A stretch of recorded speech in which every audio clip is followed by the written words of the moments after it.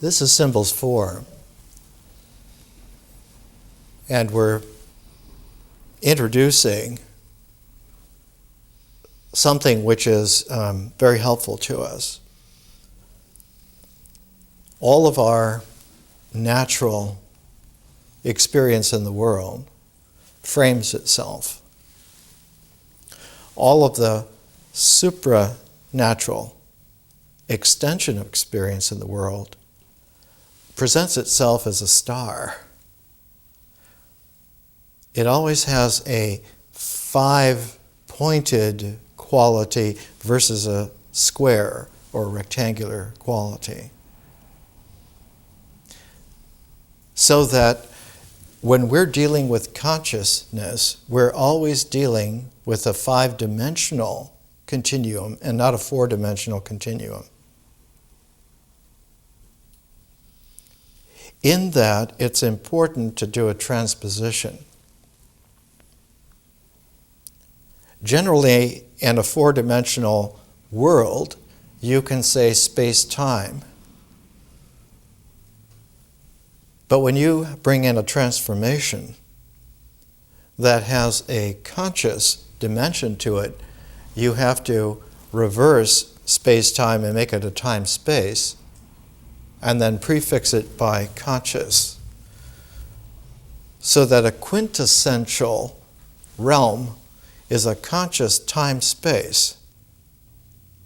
And that conscious time-space is able to exchange its place in a frame of reference with nature.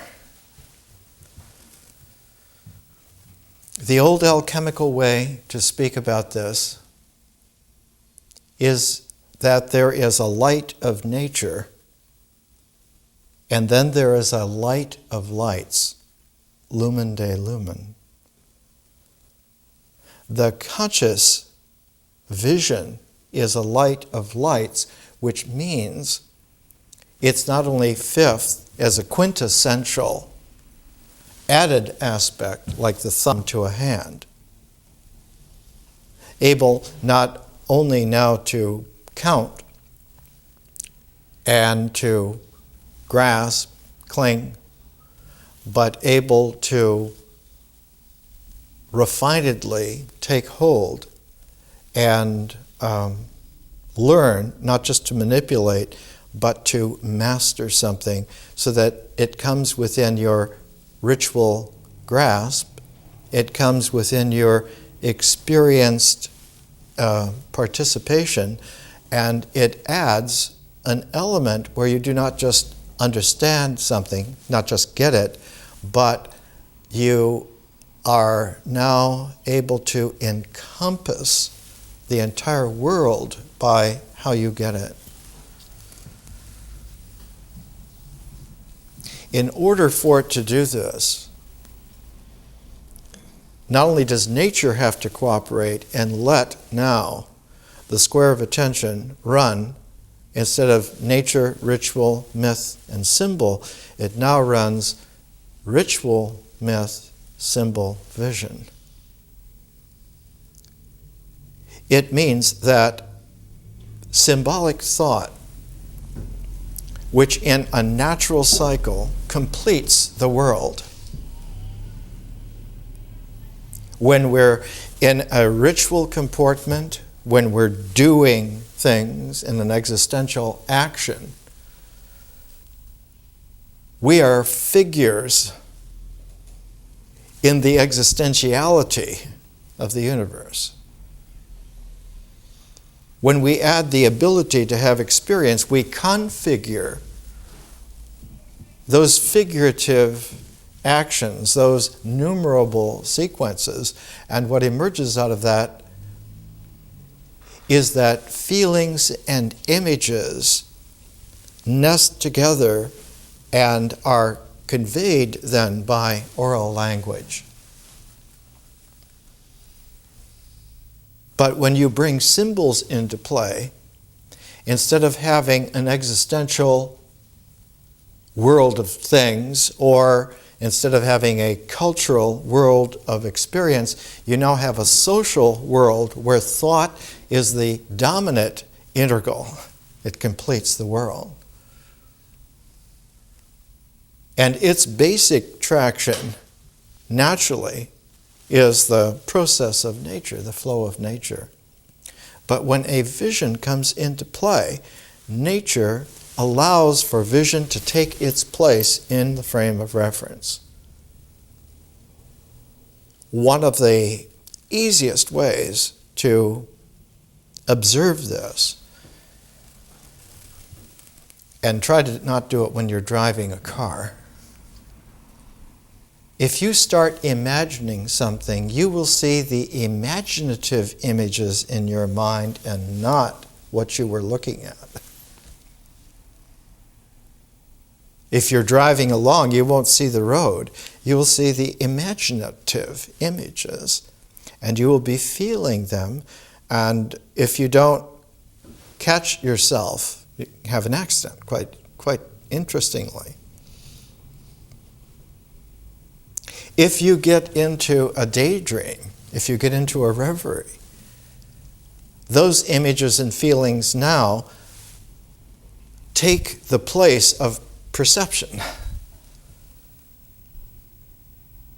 One of the most powerful phrases in the 20th century was by the world's greatest linguist, Roman Jacobson, whose little book, Verbal Art, Verbal Sign, Verbal Time, we're going to take,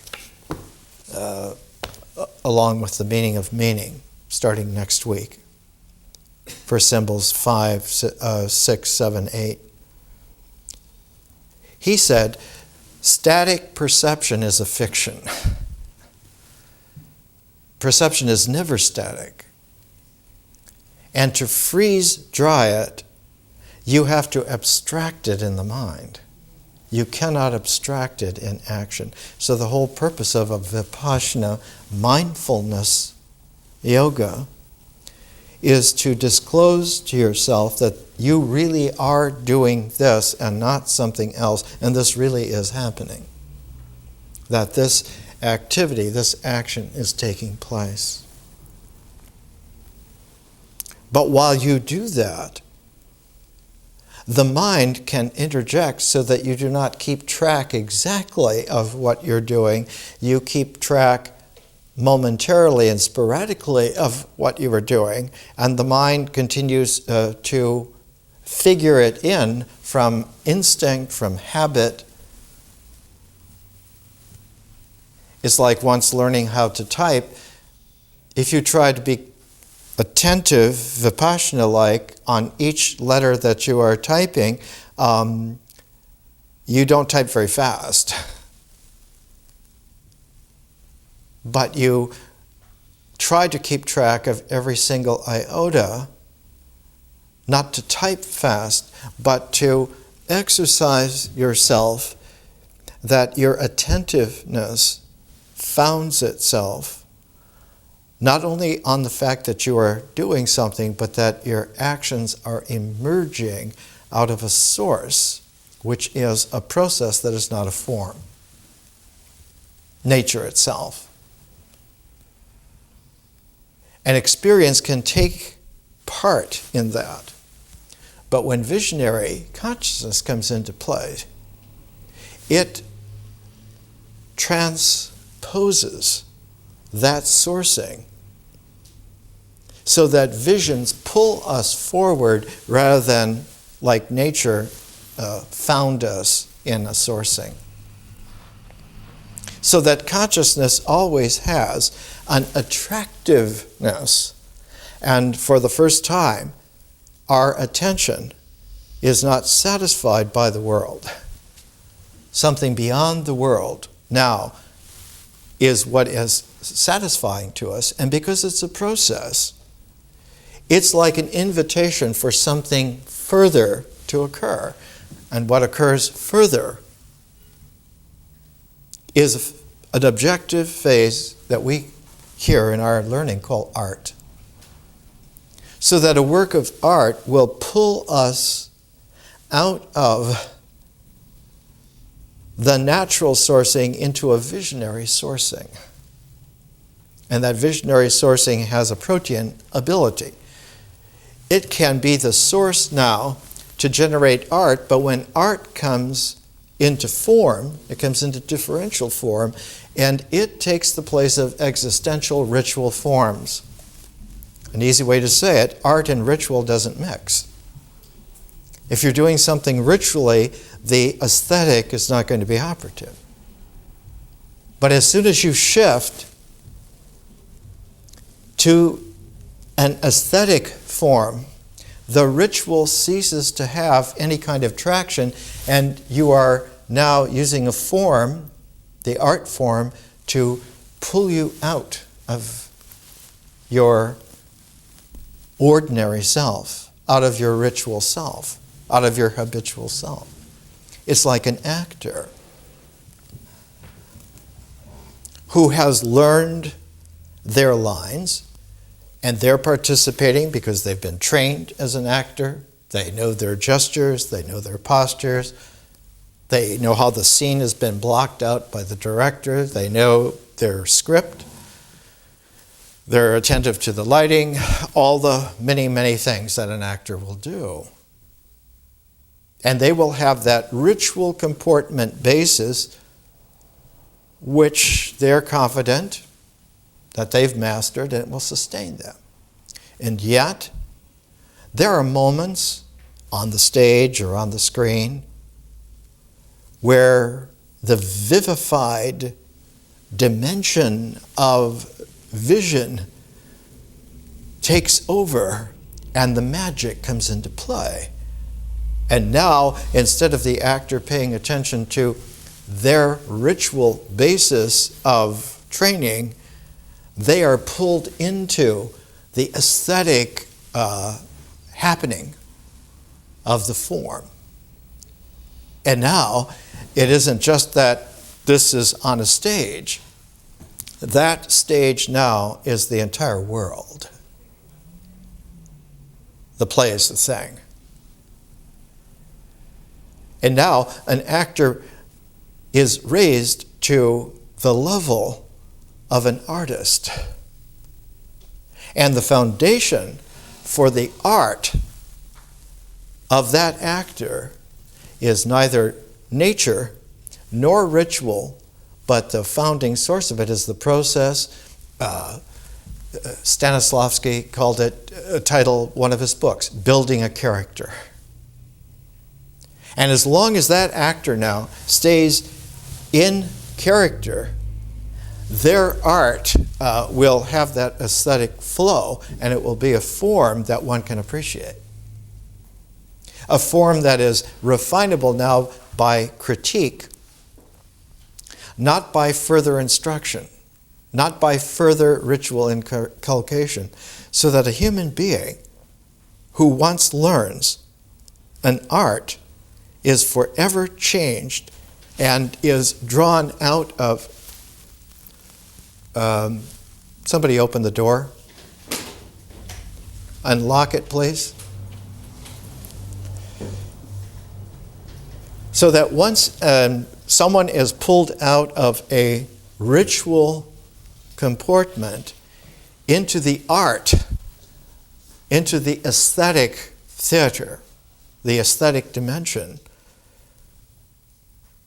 that creates a magic that also transforms that stage from being simply an existential location in the ritual figures, arrangement, in the mythic, oral, cultural configuration, in the mind's ability to stop action, abstract it, create some kind of a distance. Now the aesthetic sourcing itself in the visionary, in consciousness, will add another dimension.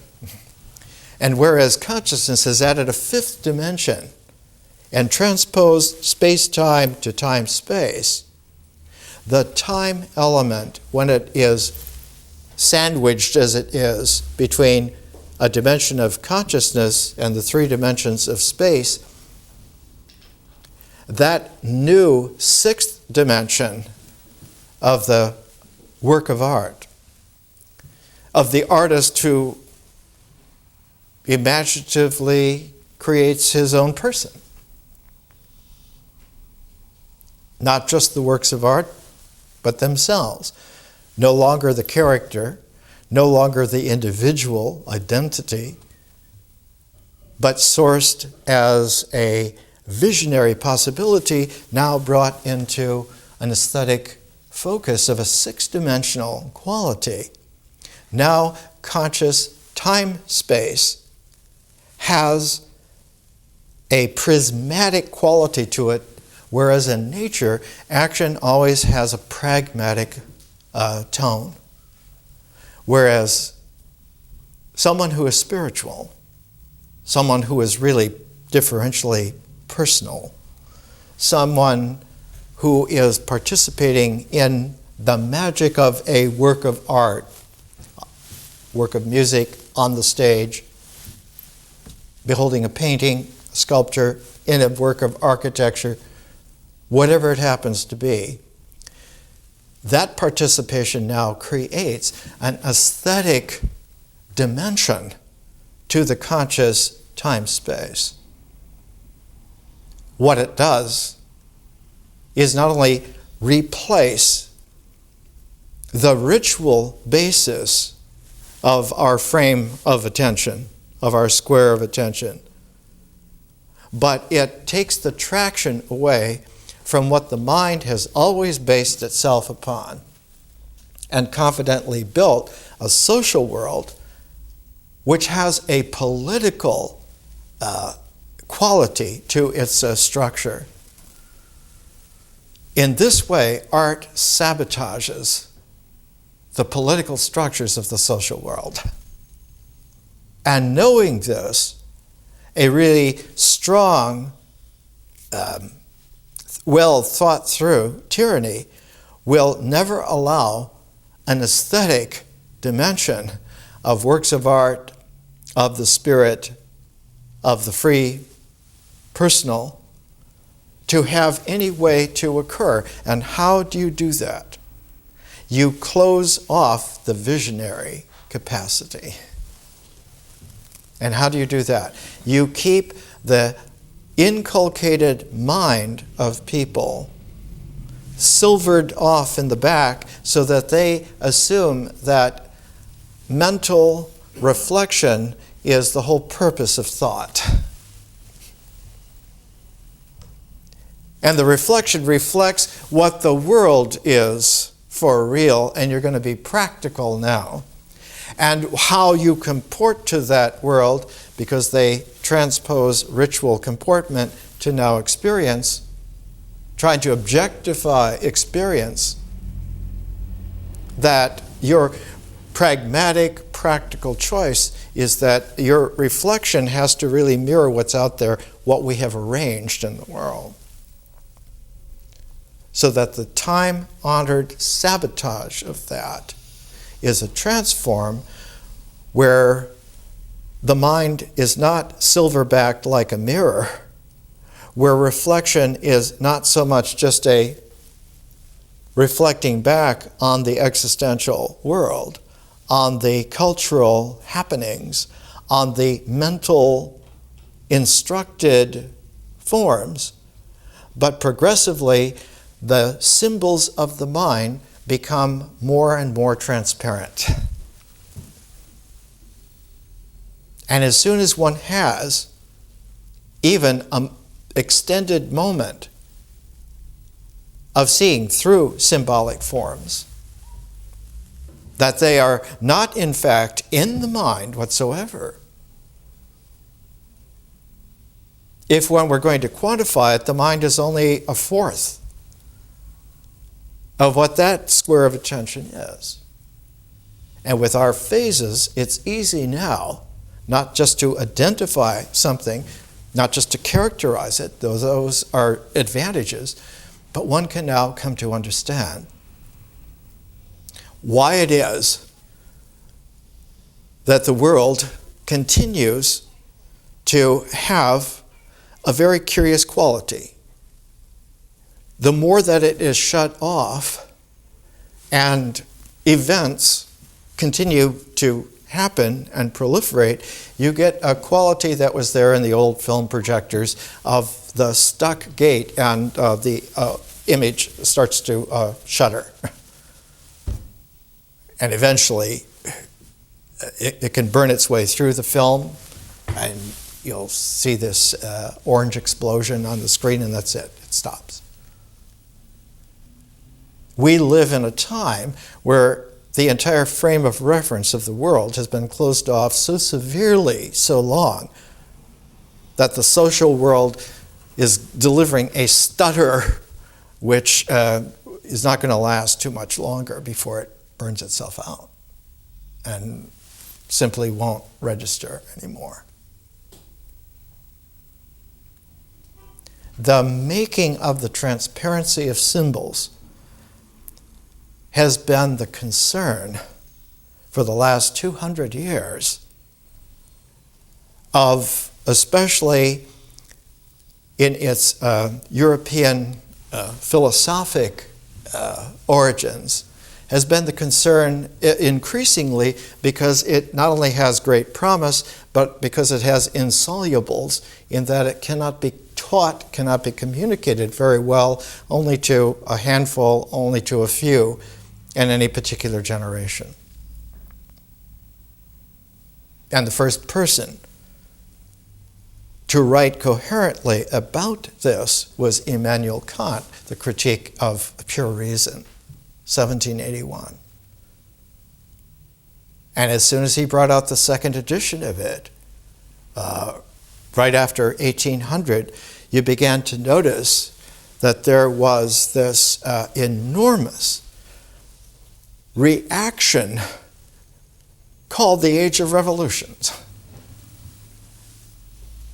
Not just the prescient American Revolution that came before it, but now you had a French Revolution, you had on its heels an Industrial Revolution, you had a whole century of revolutions happening and being mischaracterized and squelched to weave them back into a ritual comportment that could be manipulated if you had stronger and stronger mental structures. And initially you get those huge flows like Hegel's phenomenology of the spirit, or the later clever turning of that inside out with Marx, or the developments that came after it, proliferating and tightening. And one of the most honest and devastating was that of Edmund Husserl, who brought in phenomenology, where the technique was the ultimate abstraction that in order to see something, one has to bracket it and make an eidetic reduction. And now what you see is not the existentiality of it, but you see the phenomena as it is. And it's at this point that Roman Jacobson says, static perception is a fiction. And it has stopped us from maturing because of not just the belief in it, but the application of these reductive, eidetic abstractions. And right at the time that Husserl was doing this, one of the most profound puncturings, penetrations through that was by Cézanne.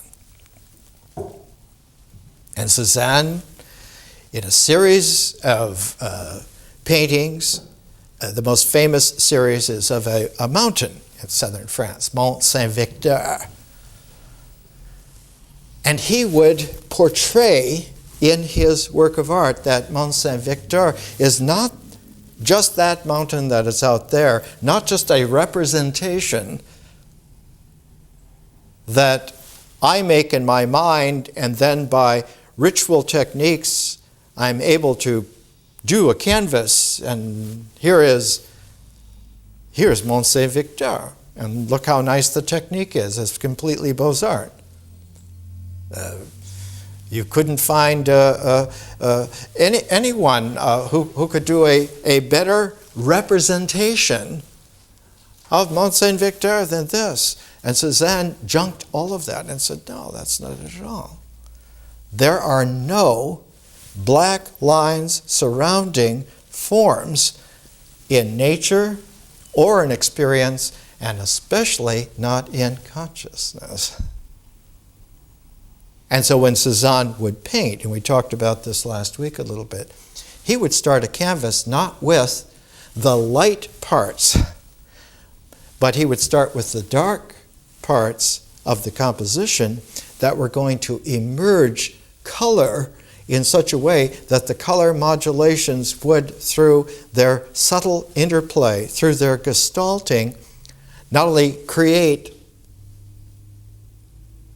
the creative imagining of forms, but create the conscious emergence of that differential gestalt of forms, and that in doing so, if one could see it, not just to imitate what the artist had seen, but someone could look at a painting, a Cézanne of Mont Saint-Victor, and could hone and refine their experience and their ability to the point to where a threshold occurs, where they become aware that they are no longer looking to see whether this is a good representation.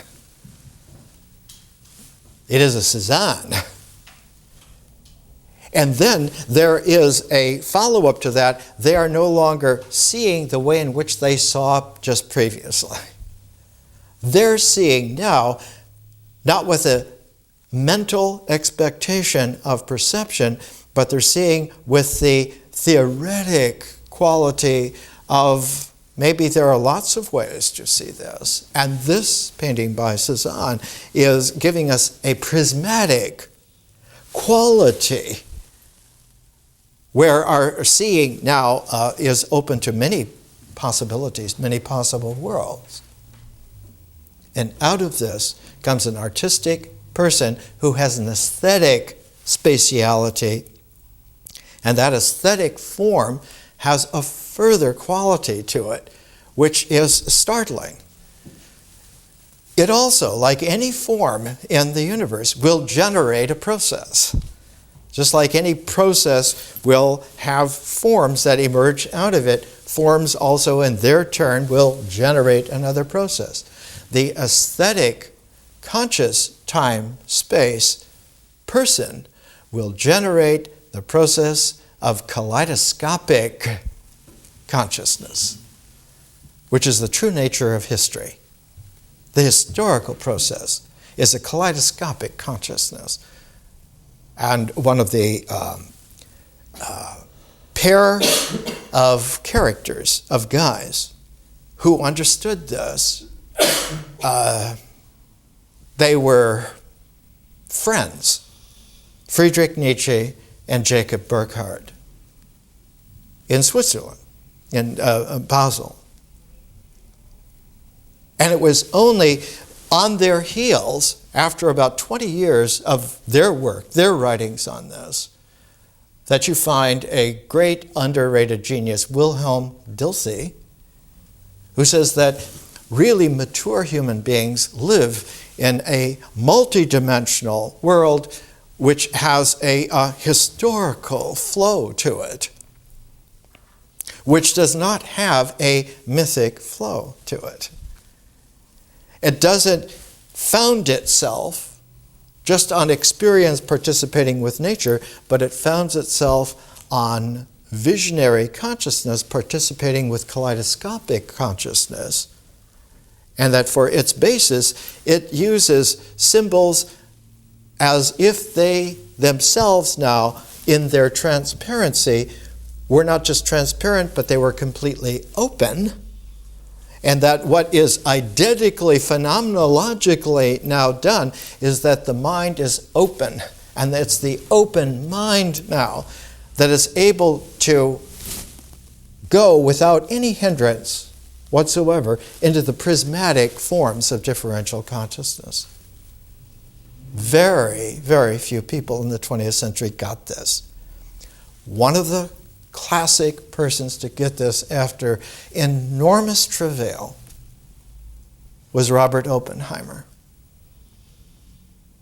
And years after they took away his top security clearance in a political realm, he wrote an aesthetic response to it, a little book called The Open Mind. And one of the reasons he was able to write that little book called The Open Mind is that Niels Bohr had written a little book called The Open Mind as well, trying to express this is not about a quantum puzzle for mentality. Not only does the observer change the dimensions of what is occurring, they become not an observer, but they become a dimension in what is happening. And what is happening now is not just experience, but variance without end. An infinite array of prismatic possibilities. And that now human beings have an enormous difficulty. They are able, on the tiptoes, on the shoulders of giants, on the tiptoes of the pioneers, to understand that reality actually only occurs when one is completely free. That the constraints of an enforced static perception of a delimited frame of referentiality that identifies that there are representations of what's out there and they have to be aligned in this way, and this is what is practical. This is what is pragmatically to be done.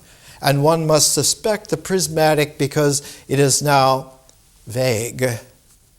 One must be suspect of artists because they have their heads in the clouds.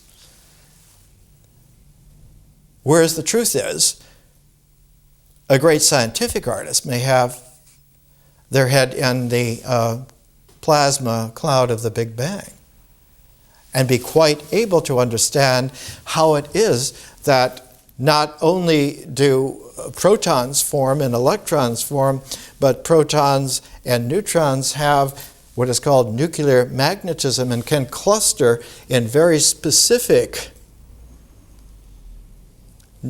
spins and angular momentums and build elements. And that we can consciously understand that and build further elements.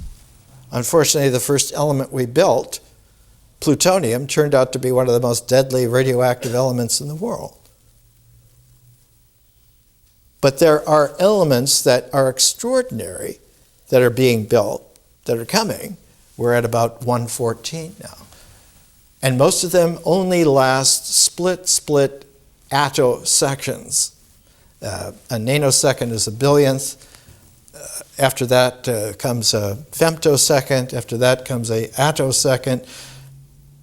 Element 118, from all indications, is going to be stable. Will have a stable lifetime. And will have an ability to add to our array of composing. Not just putting a few elements together in layers to make a transistor, for instance, to make computers, but one will have the ability to make materials which are real, though in nature, at least in this star system, they were supernatural. They were magical. All of this is because that star of insight is able to make its transformation of the frame of reference, of the square of attention, But because our learning is very sophisticated, there are ways in which one can expand this. Once you get that 5-phase, like a 5-phase Taoist energy cycle, which is the basis of the pentatonic scale of Chinese music, we're working with the ancient Egyptian, Mesopotamian India. India at this time, 4,000 years ago, was called Maluha. The Indus civilization in India, the Tigris-Euphrates in Mesopotamia, the Nile in Egypt, all had for at least 5,000 years contact with each other. And one of the qualities that came out was the appreciation of an 8-part set, the basis of our octave, the basis of our music. Our education takes 8 phases and shows that if you take the 2 sets of 4, the second set of 4 will progressively introduce a prismatic capability of possibility and transform into the first 4, and then those working together will create, and in the Western tradition, the word was always, has been used in its Greek form, the Aeneid. There'll be a 9th. One of the Naj Hammadi esoteric texts that was found is entitled "The 8th Reveals the 9th." It's an ancient Hermetic consciousness, kaleidoscopic consciousness, alchemy, that shows that the cosmos itself is perfected in an 8-foldness, like Murray Gell-Mann's 8-fold nature of the quarks and the way that they arrange themselves. But that 9th is that the cosmos itself generates another process. What process would the cosmos, as a perfected differential form, generate? It would generate, and does generate, what we began calling nature. So that nature is an extraordinary fertility of process, 4 orders beyond magical, and is able, because it has been generated by the real, which need not have limitations as a form at all.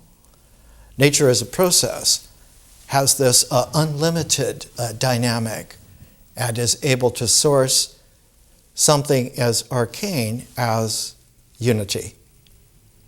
The Chinese word for it was te. The Greek word for it was monad. It means that whatever comes into existence really is what it is. And when it comes into combine with other such particalities, whatever is made also is a unity. And so monadness becomes a quality that reflects itself in the ritual comportment of the way in which existentiality actually occurs. So that whole numbers, integers, are not just mental made-up things that are static, but they are actual existential wholenesses that extend themselves, that 2 is really 2 times 1. 3 is really 1 more than 2, and one sees it because in the natural existential harmonic, you can have resonances that set themselves up like the arrangement of planets, or moons around planets, or stars and star clusters.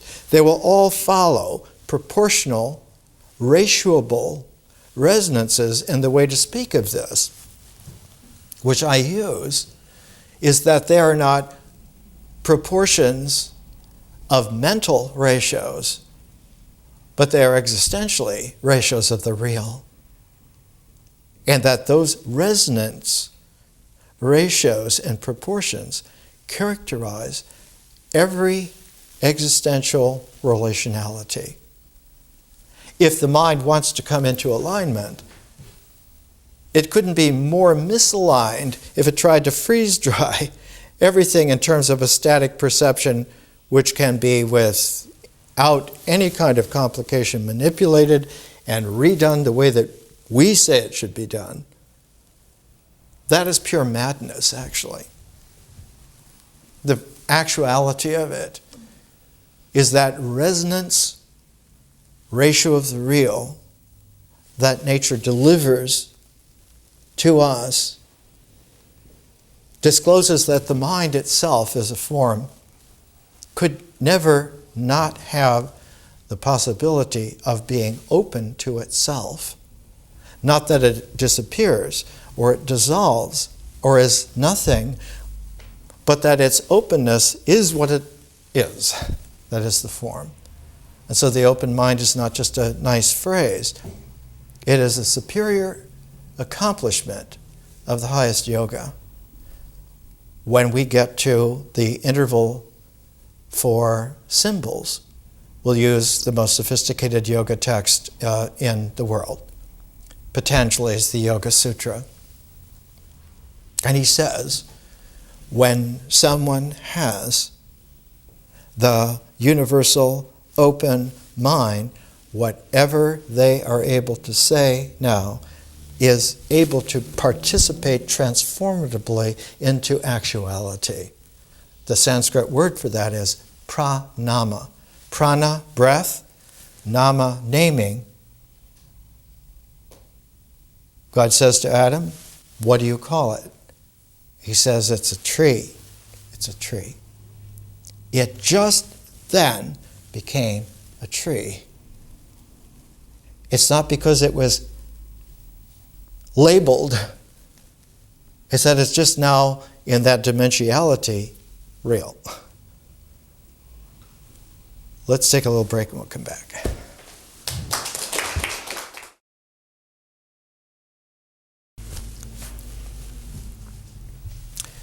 Let's come back to a quality that emerges in symbols.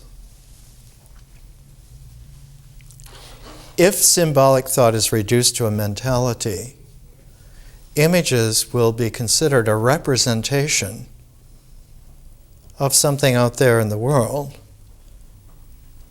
And the process of producing the representation will be mimetic.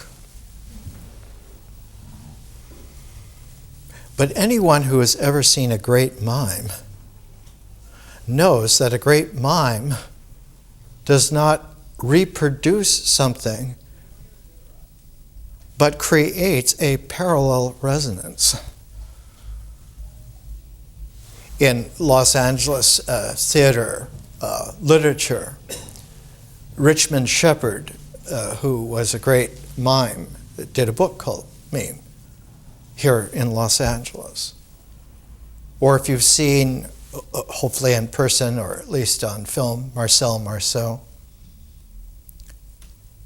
Someone who is miming creates a parallel resonance which has a vitality to it, and it's not reductive in the sense of trying to reproduce something. So to say that it's a representation mimetically is inaccurate. What it is essentially, when raised to an art, is that it's presentational. So one of the qualities which we're trying to recalibrate is that symbolic thought is not representational, except in the most rudimentary ways, and very quickly becomes resonance mimetic in order to engender a sense of presencing by presentation. If you look at American Indian ceremonies, there will be various societies who will present their dances which are specific to their society, and all the interpenetration of these various societies will make the ceremony. the classic ceremony that we would use from the central part of North America is the sun dance in Algonquin, the Okan. And there's a film done by the Glenbow, Alberta Museum in Calgary about 45 years ago now of the last great sun dance in that part of Canada, which could not be reproduced again because there's not a reproduction. In order to put on a Sundance, an 8-day Sundance, one has to have all of the implements of all the societies. But in order to make a sacred implement, it takes 4 medicine men. If you don't have 4, you can't make it. It doesn't matter that each one of you knows how to make it. If you only have 3, you cannot make it. And the difficulty by the early 1960s is that too many of the implements were put into museums in Ottawa, in New York, and various places, so that there were not enough instruments for all the different functions of all the different societies, and there were no longer 4 medicine men living who were able to participate to make new ones. One of those societies in the Blackfoot Okan is the Algonquin name for it is Itzkinayi, and it means the Buffalo Horns Society. It is men who are potentially dangerous because they know not only how to hunt, but how to kill. And it's by confining that quality and keeping it within a sacred ceremonial participation that some of the male power of the Sundance, which is necessary because an almost courage-facing death or dismemberment is required for that ceremony to take place. Another society, also men, but they're the Prairie Chickens society. They're the ones that have the bustle of the circle of the feathers on their rump. And their whole dance is to imitate the Prairie Chickens. But not to imitate the Prairie Chickens, but to bring that vibration into a part of the weaving of the societies so that the ceremony can take place not only in a ritual way, not only in a mythic horizon of the singing, the images, the feeling tones, but that all of it comes together in a form that now affects the social world. The health of the social world is the grand strategic purpose for which this is put on. Because it is the wholeness of the social world of the people, and almost all primordial peoples name for themselves as a community of human beings, we are the people. And if our social world is an integral, knit by our interpenetrative experience,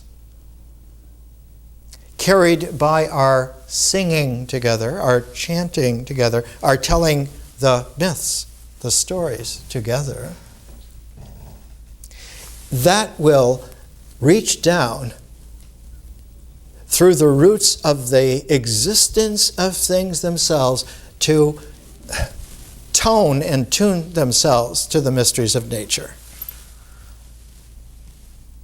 And we will be whole, not just as some kind of static wholeness, but we will be whole in the sense that the current of the energy from nature flows completely through all of our forms and through each other into this social form which has a furthering capacity that it allows for opennesses that yield vision.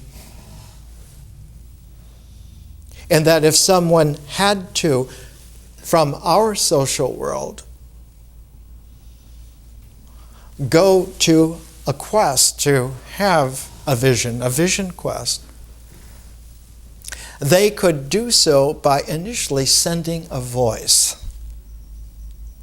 And by sending a voice, it is a pioneer probe into the possibility of transcendence into the visionary realm, the supernatural realm, and that one then could go there and return.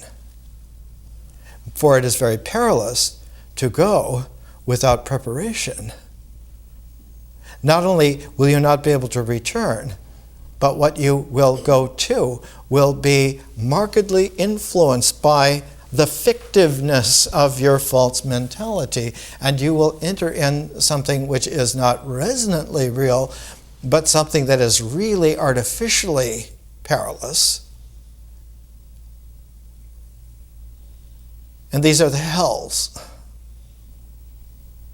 Curiously enough, out of the 57 transcendent states that advanced Buddhist yoga describe, only 3 are hells.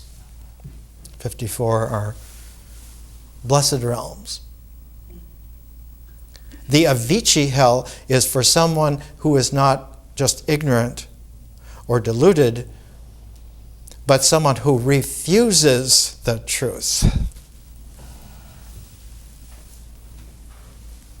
A great deal of our modern world is populated by a social world that refuses the truth. Keeping inventions of Tesla energy under wraps so that no one can benefit by them, etc., etc. These are fractures that do not heal, cannot be covered up.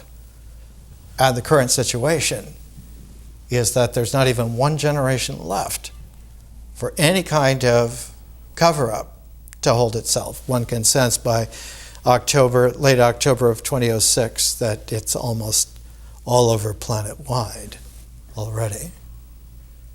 We're doing a learning of recalibrating to get our phases like learning the notes of an octave so that we can tune ourselves to a recalibration. And whatever forms that are possible, and almost all forms are possible from this, will be able to be entered into, not by an individual, but by the personal transform of the actuality of someone's symbolic wholeness. And by the possibilities of actual cooperation on the sense of sharing. Not just sharing by divvying up, but sharing by having interpenetrative exchange freedoms. And this is something interesting because we're taking always a pair, like a tunable pair of books, to transform the text into pairs, to get rid of the subject-oriented categorical mind that has been text-bound for at least 2,400 years, and perhaps even longer in some cultures, to free ourselves up by making it tunable rather than textable. The pair that we've been using for the last month is Faulkner's As I Lay Dying and Virginia Woolf's To the Lighthouse. Both of these works are stream of consciousness. Both of them have a quality where in the stream of consciousness there are junctures, there are moments which The writer who brought the old Greek term back into usage was James Joyce. The term is epiphany. And an epiphany is a moment of visionary grandeur of possibilities. There is a deeper form called a theophany. And a theophany is a cosmic revelation of the perfect grandeur of reality. Here's an epiphany moment, and Virginia Woolf's To the Lighthouse. It's on page 113 in the first section, the window, the longest section of the work. Hopefully you're reading in it as much as you can. The second section is Time Passes, and the third section is To the Lighthouse, the Lighthouse. They're seated at a dinner table, and Mrs. Ramsay, who is an artist in human interrelationalities, has set the table in just the right way that people are paired in interesting angles next to each other, across from each other, kitty corner to each other. And she, in her magisterial conducting of her artistry, of the magic of a meal of all together in a spirit family,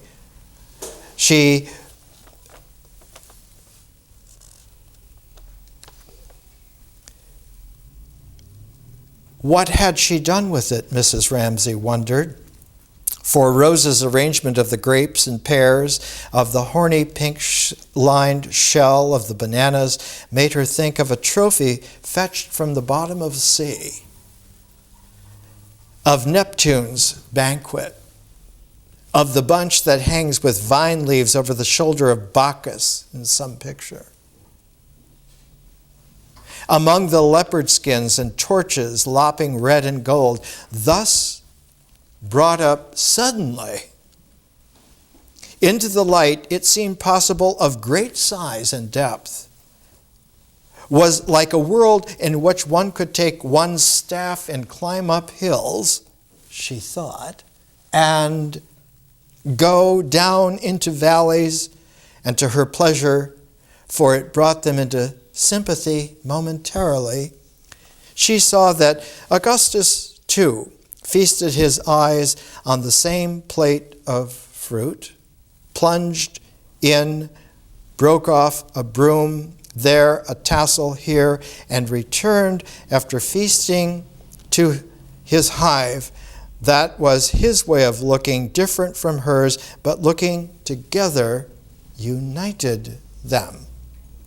Now all the candles were lit, and the faces on both sides of the table were brought nearer by the candlelight and composed as they had not been in the twilight into a party round a table, for the night was now shut off by panes of glass, which, far from giving any accurate view of the outside world, rippled it so strangely that here inside the room seemed to be order in dry land. There outside a reflection in which things wavered and vanished waterly. 10 years ago, over the enlarging metropolis of Phoenix, Arizona, were the famous Phoenix Lights, arrangements of unidentified flying objects that flew in an arrangement that did not shift itself, was more than a mile in diameter, and cruised over the metropolitan area of Phoenix at what seemed to be about 30 miles an hour. It's a book written by Dr.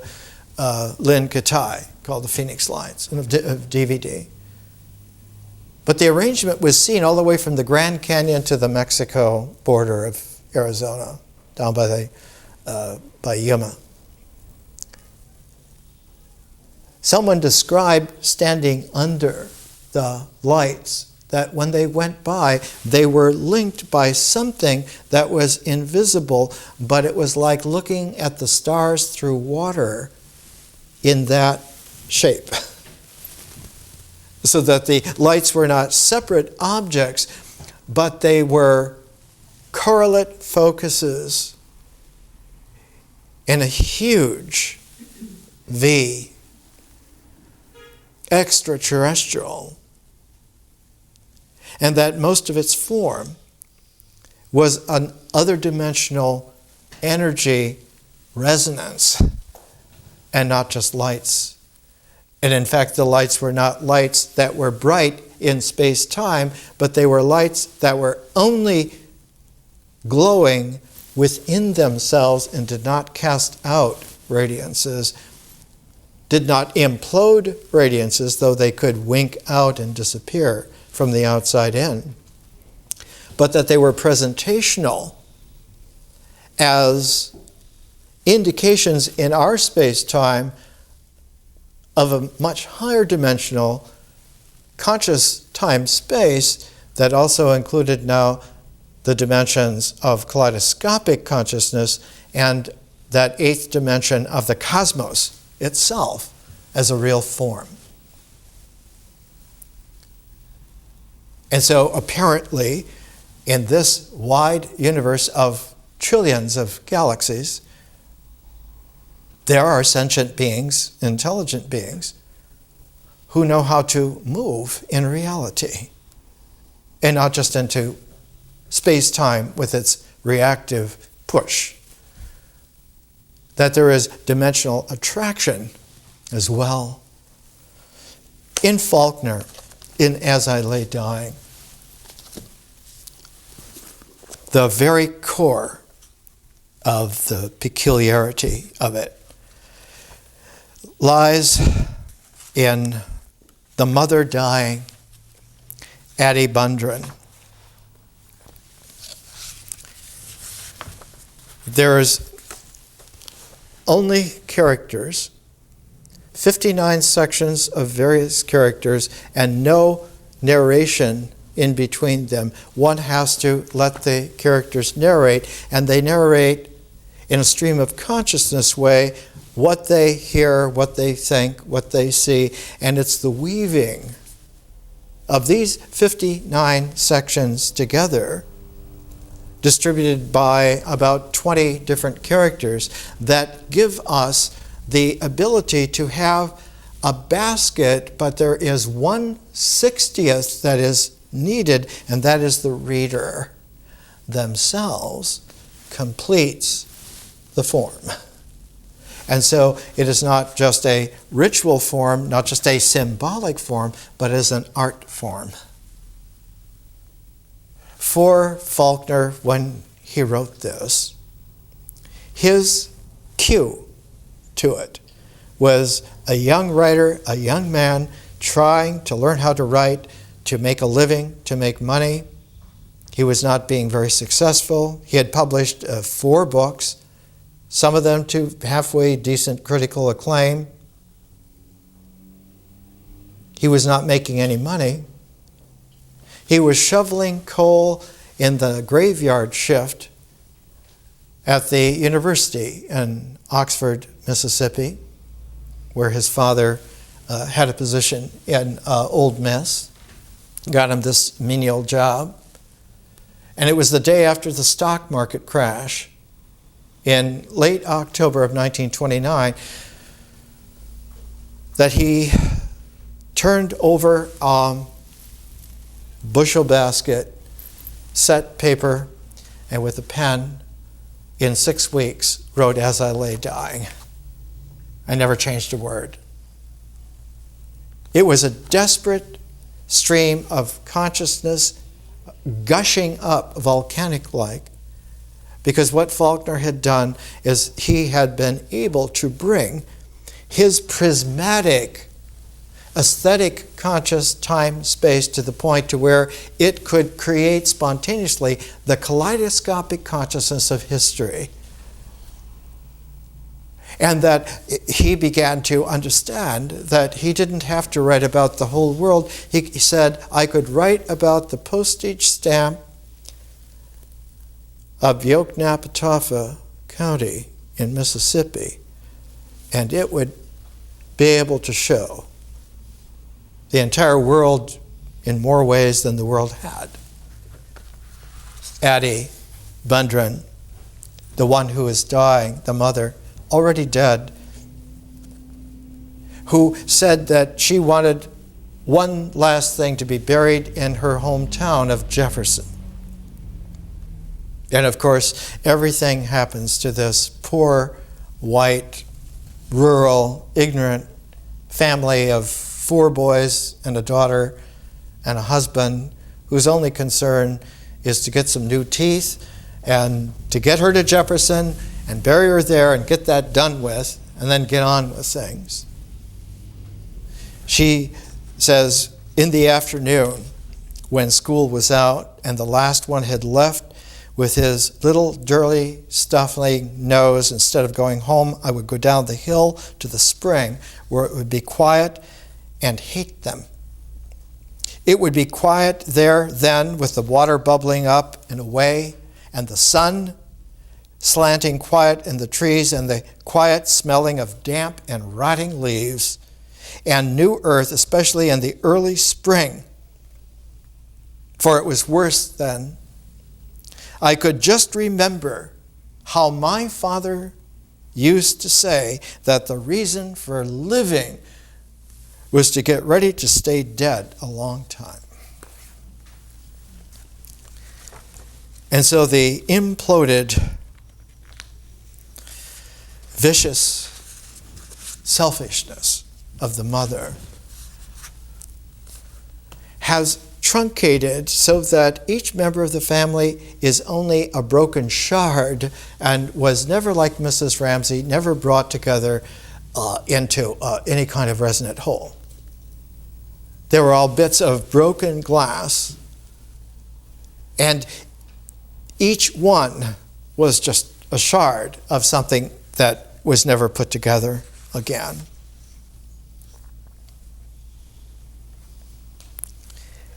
There are several passages in here. Let me just give you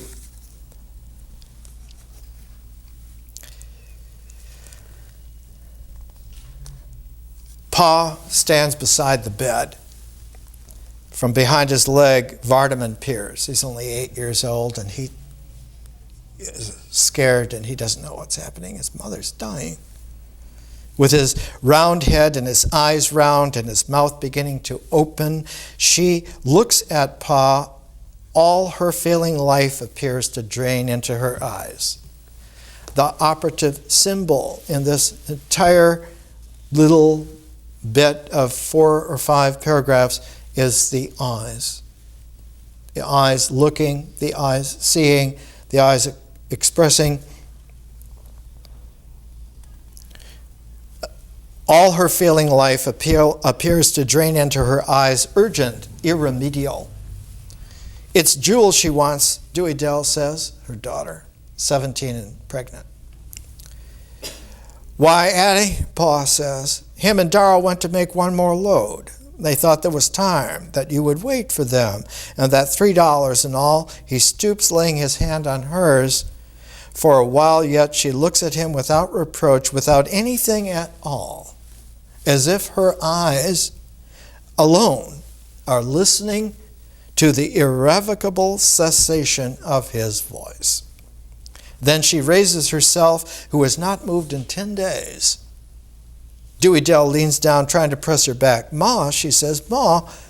She is looking out the window at Cash, another son, the oldest, stooping steadily at the board in the failing light, laboring on towards darkness. He's building his mother's coffin.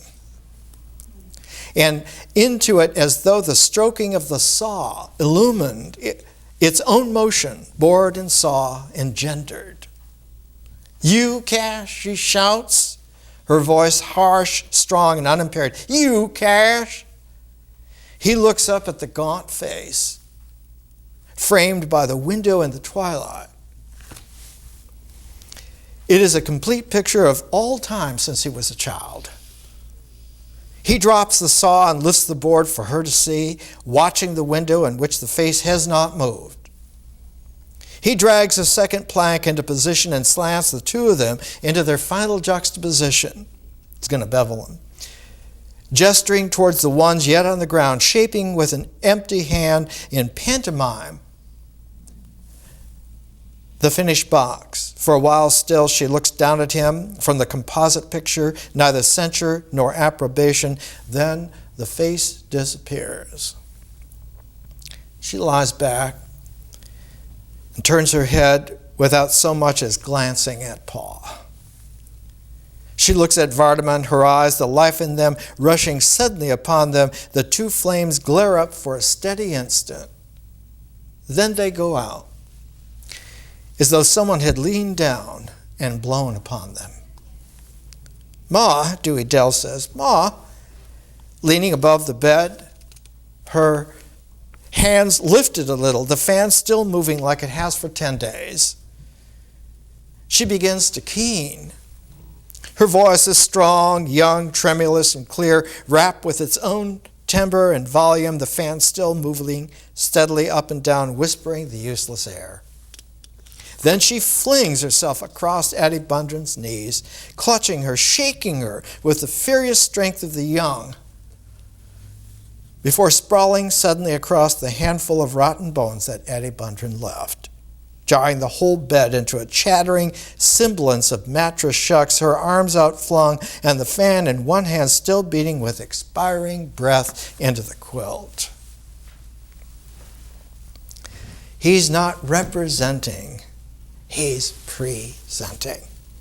And he's doing it with an aesthetic dimension whose source is visionary consciousness taking a transformative place of nature. The book is not some recounting of something else. It is its presentation of what it really is. A prism as real as a person, as spirit dimensional as any aesthetic space will have. Integral politic structures seem very strong in the social world.